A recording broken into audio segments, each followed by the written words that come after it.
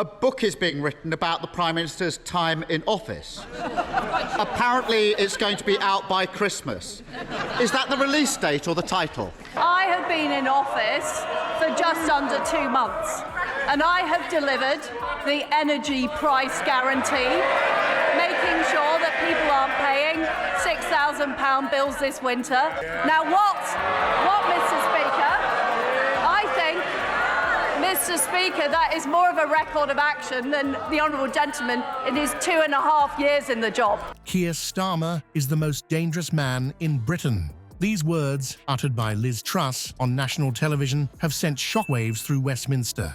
But it's what she said next that has everyone talking. Truss claims to have evidence of a clandestine affair involving the Labour leader, raising serious questions about national security and Starmer's fitness to govern. As the story unfolds, we're bringing you the unvarnished truth behind the headlines. Liz Truss's appearance on live television was nothing short of explosive. The former Prime Minister, known for her controversial tenure, set the stage for a confrontation that would leave viewers stunned. As the cameras rolled, Truss launched into a scathing critique. Starmer government already seems to have hit a few problems. Those cuts to the winter heating payments, plenty of tension on the street. No, and he got in with a very low proportion of the vote. He got in by default because people were unhappy with the Conservatives.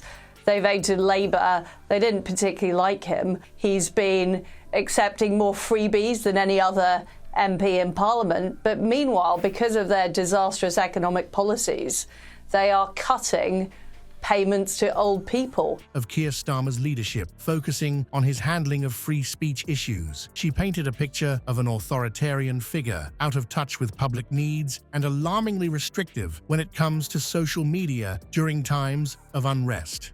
The atmosphere in the studio shifted palpably as Truss prepared to drop her bombshell. Gone was the typical political sparring, replaced by a tension that had even seasoned pundits on edge. Starmer, usually the picture of composure, seemed to sense the gravity of what was coming. His body language betrayed a growing unease, a crack in the armor of his carefully cultivated image. Then came the moment that would dominate headlines for days to come.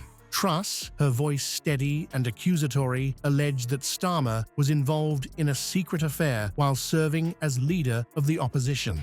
Her exact words cut through the studio like a knife. This affair not only raises questions about his integrity, but also exposed him to potential blackmail.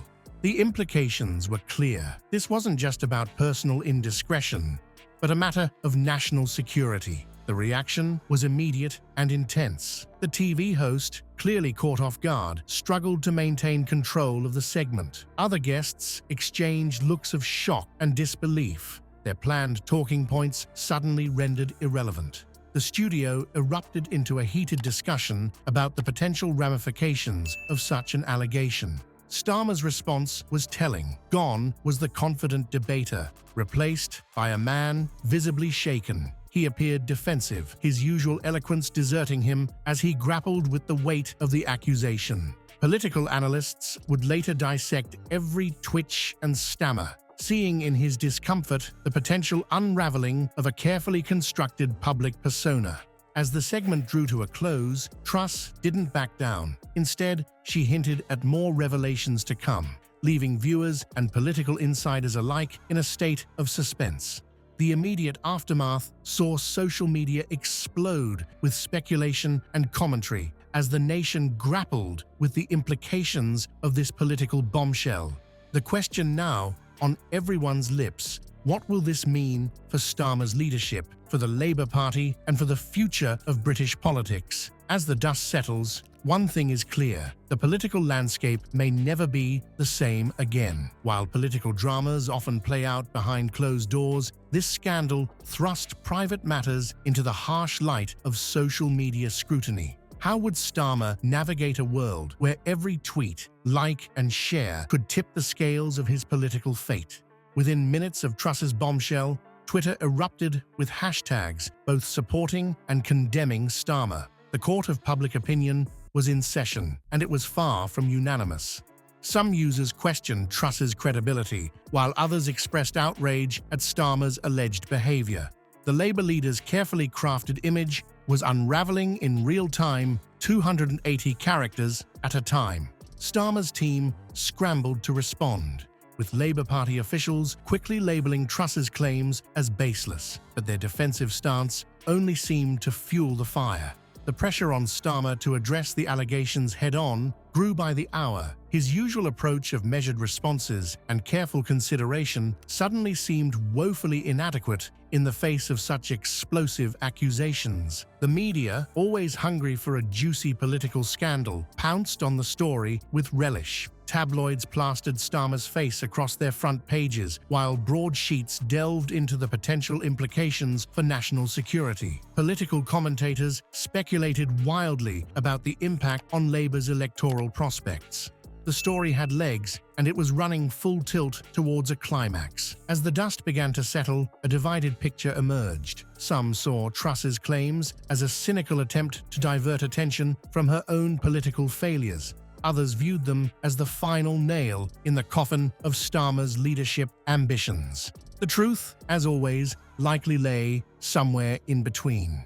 But what exactly was the nature of this alleged affair? Despite the frenzy of speculation, concrete details remained elusive. Truss had hinted at compromising situations and potential blackmail, but the specifics of her accusation remained shrouded in mystery. This ambiguity only served to heighten the tension, as the public and press alike clamored for answers. As the pressure mounted, all eyes turned to Starmer. Would he address the allegations head-on or attempt to weather the storm through silence? His response, whatever it might be, had the potential to reshape the political landscape for years to come. The fallout from this scandal raises broader questions about the nature of leadership and accountability in modern British politics. In an era of instant communication and constant scrutiny, can any public figure truly keep their private life separate from their public persona?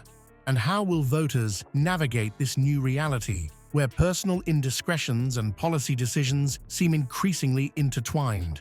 As the dust settles on this political earthquake, we're left with more questions than answers.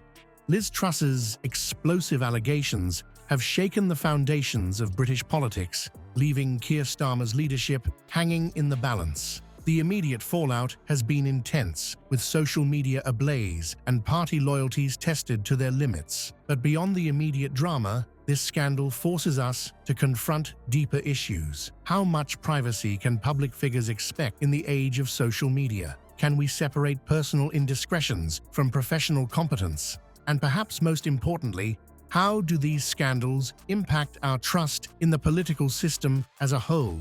As voters, we have a responsibility to stay informed and think critically about the information we consume. The truth often lies somewhere between the headlines and the heated debates. It's up to us to piece together the facts, consider multiple perspectives, and make informed decisions about the future of our democracy.